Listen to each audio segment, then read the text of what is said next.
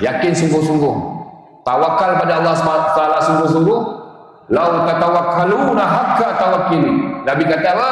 Kalau kamu benar-benar bertawakal pada Allah SWT dengan hak tawakal pada Allah SWT, la razaqakumullah, sesungguhnya Allah SWT akan bagi rezeki kama yurzaqul tayr, macam mana Allah SWT bagi rezeki pada burung.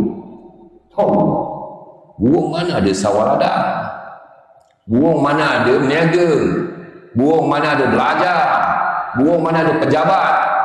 Dia keluar dari sarang dia dalam keadaan perut lapar, balik dalam keadaan kenyang. Betul-betul kita bertawakal, Allah bagi rezeki. Tuan-tuan tengok cicak dekat dinding, makanan dia apa? Serangga. Semua yang bersayap. Takkan Allah tak tahu? Allah Maha mengetahui.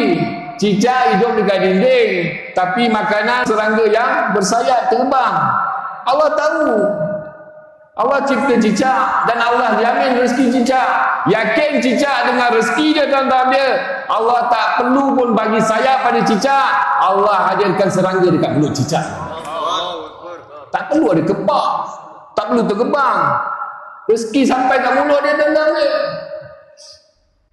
Kucing, Allah cipta kucing ni, dia bermain di sini lah atas darat ni. Tapi makanan kesukaan kucing apa? Takkan Allah tak tahu? Allah Maha mengetahui. Kan ikan hidup dalam air, kucing hidup dekat darat. Allah tahu. Tapi yakin kucing dengan rezeki daripada Allah, Allah SWT hadirkan ikan dekat mulut kucing. Tak perlu pun kucing berenang, belajar, masuk kelas. Kan? Tak perlu. Jadi nak belajar yakin ya. Yakin sungguh-sungguh Allah hantar rezeki.